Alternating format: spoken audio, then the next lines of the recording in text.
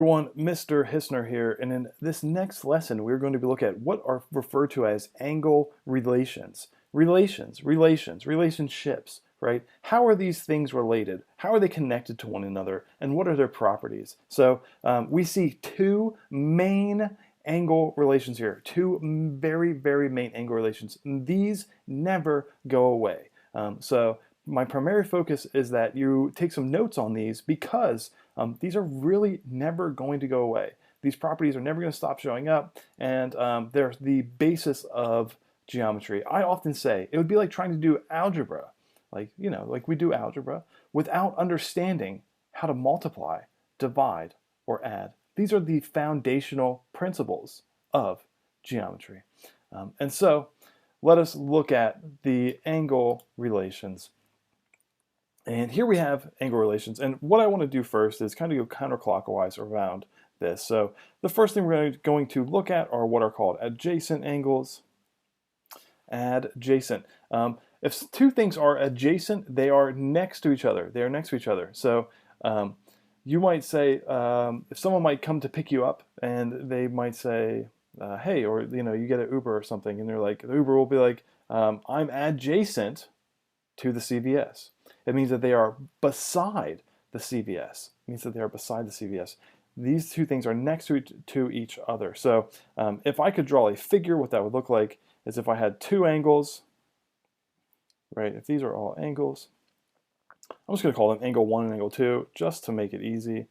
You will see here that angle 1 and angle 2 are beside each other. They are connected. They have this common side. They are adjacent. So this yellow one here is the common side, right? These are adjacent angles. They are beside each other. And what we have down here is complementary angles. These are not complementary angles that tell you you look nice when you buy a new sweater. These are angles whose sum is 90 degrees. So these are angles that add up to 90 degrees. Well, this might look like a right angle. Let me just do it just a little bit. So if we have angles 1 and angle 2, and this is a right angle, right? These things can be beside each other, and they can add up to 90 degrees, or they can be like apart from each other, right? You could have angle 1 over here, and then angle 2 somewhere down here, right? But so long as they add up to 90, as long as their sum is 90 degrees, then we would call those angles complementary.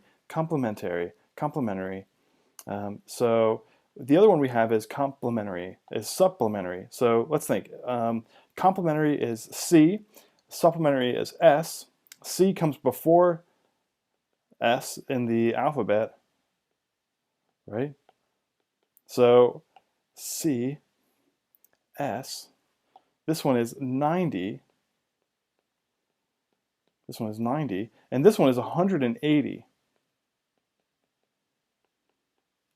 And so I always remember it because C, it comes before S in the alphabet, and S comes after, and so C is associated with the smaller number, and S is associated with the bigger number. So supplementary angles, these are angles that add up to 180. So again, these would look like a straight angle. If we have something here, we would have a straight angle. So this could be angle 1 and angle 2. Or, of course, these could also be separated. So you could have some separation here, and then this one's like all the way over here. But the idea is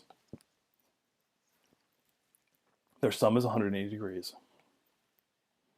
So that's complementary and supplementary. These are the angle relations. Excuse me. All right, now on to the main event. So these are our two main events. This is the stuff. Vertical angles, linear pair. This is what you need. This is that critical piece that will help you get through this course. And so when we're looking at vertical angles, these are angles that are across from each other. So let's say I have two intersecting lines. Let's just do 1, 2, 3, 4. these are angles across from each other, and they're always congruent. They're always congruent. So here we have angle 1 is congruent to angle 2, and angle 3 is congruent to angle 4. And if they're congruent, then their measures are the same. So we have the measure of angle 1 will be equal to the measure of angle 2, and of course then the measure of angle 3 will be equal to the measure of angle 4. This is critical. This is critical.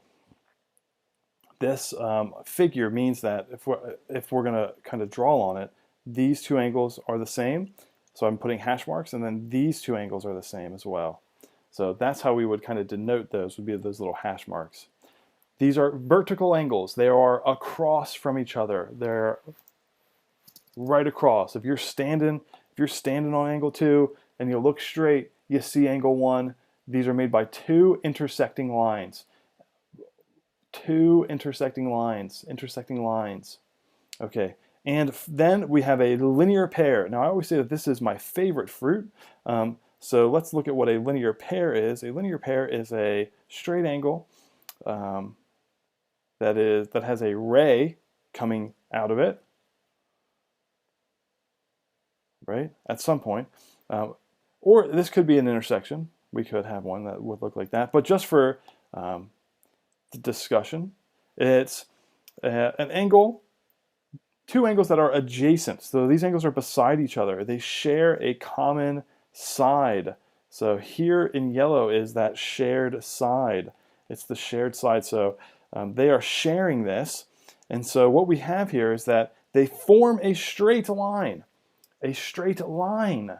Their sum, when you put them together, when you put these two angles together, they form a straight line. So they form a straight angle, and thus their sum is 180 degrees. And how we're going to write that is the measure of angle 1 plus the measure of angle 2 is equal to 180 degrees.